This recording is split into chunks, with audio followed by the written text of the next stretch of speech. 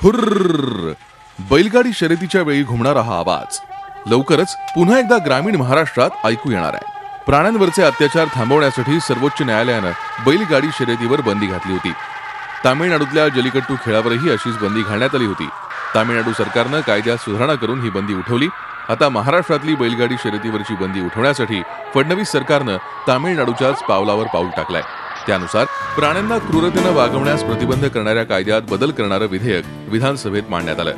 बैलगाडी शर्यत, छकडी, शंकरपट अशा नावाने ओळखल्या जाणाऱ्या स्पर्धा भरवण्याची परवानगी त्यात आहे। स्पर्धा भरवण्यासाठी जिल्हाधिकाऱ्यांची पूर्व परवानगी आवश्यक आहे। सांस्कृतिक आणि पारंपरिक प्रथा चालू ठेवण्यासाठी स्पर्धा भरवण्याची परवानगी दिली जाणार आहे। गाडीवानासह किंवा गाडीवाना विना भरवण्यात येणाऱ्या स्पर्धेला तसंच वळू किंवा बैलाचा सहभाग असलेल्या स्पर्धेला परवानगी देण्यात येणार आहे। पण त्याच वेळी शर्यतीत सहभागी बैलांना वेदना किंवा यातना देणाऱ्या व्यक्तीला 5 लाख रुपयांपर्यंत दंड किंवा 3 वर्षांच्या कारावासाची शिक्षा अशी सुधारणा नव्या विधेयकात सुचवण्यात आली आहे। हा सुप्रीम कोर्टात देखील बिल अडकलं जाणार नाही याची काळजी राज्य सरकारने घेण्याचा प्रयत्न केलेला आहे।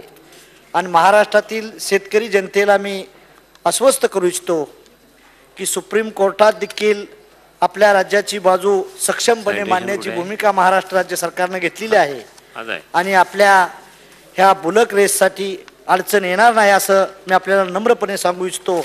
बैलगाडी शर्यतीवरील बंदी उठवण्यासाठी लोकसभेपासून विधानसभेपर्यंत मागणी झाली। ग्रामीण भागात आंदोलनं झाली।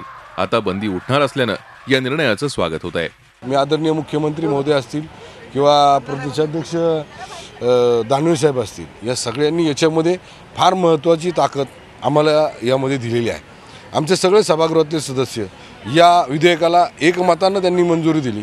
याचा अर्थ असा आहे की सगळ्याच सदस्यांना या स्पर्धेबरोबर परंपरा टिकवण्यासाठी तेथील सर्व शेतकऱ्यांची काळजी आहे। कोणी त्याचा गैरवापर केला तर त्याला 5 लाख रुपये दंड आणि 3 वर्षाची कारावास अशा प्रकारची शिक्षा सुनावलेली आहे। तर निश्चितपणाने या निर्णयाच्यामुळे महाराष्ट्रातली सांस्कृतिक परंपरा बैलगाडीची परत सुरू होईल अशा प्रकारचं चित्र असल्यामुळे या विधेयकाच्या बाबतीमध्ये महाराष्ट्रातल्या तमाम शेतकरी आणि या ठिकाणच्या असलेल्या जनतेच्या अपेक्षा पूर्ण झाल्या याचा उल्लेख मी मुद्दाम करतो। विधानसभेत हे विधेयक मंजूर झाल्याने बैलगाडी शर्यतींचा मार्ग आता मोकळा झालाय।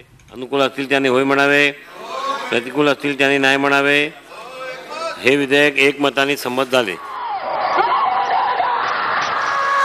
ग्रामीण भागात बैलगाड्या शर्यती या ग्रामीण संस्कृतीचा एक अंग बनल्या होत्या। मात्र 2011 साली मुंबई उच्च न्यायालयाच्या निर्णयामुळे या शर्यतींवर बंदी आली होती। आता पुन्हा एकदा या शर्यतीवरील बंदी उठल्यामुळे तब्बल 6 वर्षांनी ग्रामीण भागातील जत्रेमध्ये तमाशा आणि कुस्ती फडाबरोबर बैलगाड्यांच्या शर्यती रंगलेल्या आपल्याला पाहायला मिळतील। व्हिडिओ जर्नलिस्ट प्रफुल्ल परियारसह दीपक भातुसे, झी मीडिया, मुंबई। झी 24 तास रहा एक पाऊल पुढे।